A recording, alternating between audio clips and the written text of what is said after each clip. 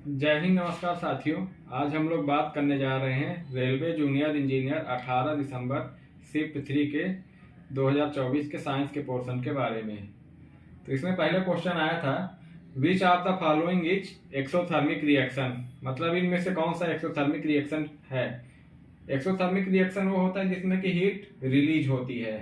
पहला ऑप्शन था quick line dissolve in water, दूसरा फोटोसिंथेसिस, तीसरा ammonium chloride dissolve in water और चौथा रिस्पायरेशन।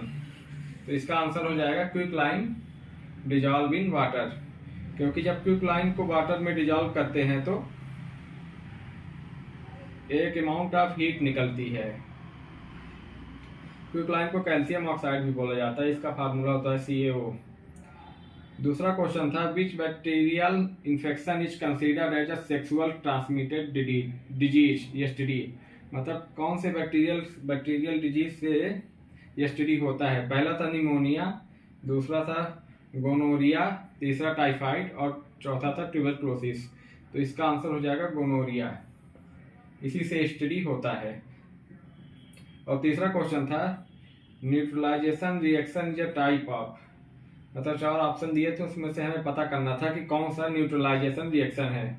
पहला डबल डिस्प्लेसमेंट रिएक्शन था, दूसरा कॉम्बिनेशन रिएक्शन था, तीसरा डिकम्पोजिशन रिएक्शन और चौथा था डिस्प्लेसमेंट रिएक्शन। तो इसका आंसर हो जाएगा डबल डिस्प्लेसमेंट रिएक्शन। ये अपना न्यूट्रलाइजेशन रिएक्शन के अंदर आता है, double displacement reaction. Fourth question था, when washing soda is expose to hot atmosphere for a long time, मतलब जब वॉशिंग सोडा को धूप में रखा जाता है लॉन्ग टाइम के लिए तो उसमें क्या होता है, तो it loses water molecule and become powdery, तो वो अपने वाटर के मॉलिक्यूल को लूज कर देता है और पाउडर के फॉर्म में बन जाता है। फिफ्थ नंबर क्वेश्चन है, what does family planning aim at, मतलब फैमिली प्लानिंग का एम क्या है। तो इसका पहला ऑप्शन था पॉपुलेशन ग्रोथ, दूसरा था इंक्रीजिंग पॉपुलेशन, तीसरा पॉपुलेशन कंट्रोल, चौथा preventing all pregnancies by recommending abortion. तो इसका सही आंसर है आपका पॉपुलेशन कंट्रोल। फैमिली प्लानिंग से हम पॉपुलेशन को कंट्रोल करना चाहते हैं। सिक्स्थ क्वेश्चन था, what image does a concave lens form when an object is placed at infinity, जब किसी ऑब्जेक्ट को इंफिनिटी में प्लेस किया जाता है कॉन्केव लेंस में तो वो कैसी इमेज बनाता है, तो वो virtual erect and point size image बनाता है, virtual erect and point size. Seventh number question था, व्हेन सोडियम सल्फेट सोल्यूशन यानी 2SO4 is added to barium chloride BaCl2 solution which precipitate is formed, मतलब जब सोडियम सल्फेट सोल्यूशन को barium chloride solution में डाला जाता है तो कौन सा प्रेसिपिटेट बनता है। इसके ऑप्शन थे sodium chloride, barium hydrogen sulphate, barium sulphate, sodium hydrogen sulphate. तो इसका सही आंसर है आपका बेरियम सल्फेट, जिसका कि फार्मूला होता है BaSO4। तो बेरियम सल्फेट का आपका प्रेसिपिटेट बनता है जब सोडियम सल्फेट सोल्यूशन को बेरियम क्लोराइड सोल्यूशन के साथ मिलाया जाता है। तो 8th नंबर क्वेश्चन था, which of the following is the female germ cell in plant, मतलब फीमेल जर्म सेल कौन सी है प्लांट में।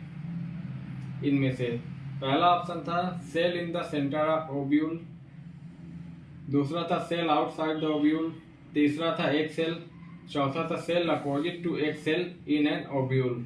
तो इसका सही आंसर है एग सेल। एग सेल ही आपका फीमेल जर्म सेल है इन प्लांट। 9th क्वेश्चन था, what unique feature do the sex chromosome in human being have compare to other chromosome, मतलब ह्यूमन बीइंग के जो सेक्स क्रोमोसोम होता है वो कैसे अलग होता है अदर क्रोमोसोम से। तो इसका आंसर है they are not always a perfect pair in males, मतलब मेल्स में जो होता है सेक्स क्रोमोसोम वो हमेशा एक परफेक्ट पेयर नहीं होता है।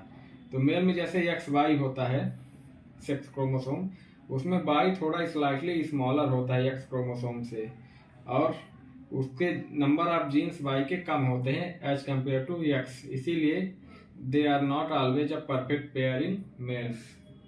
और 10वां क्वेश्चन था, an unsaturated hydrocarbon that have a double bond, मतलब 4 ऑप्शन दिया उसमें से आपको बताना है कि इनमें से कौन सा अनसैचुरेटेड हाइड्रोकार्बन है जिसके पास डबल बॉन्ड है।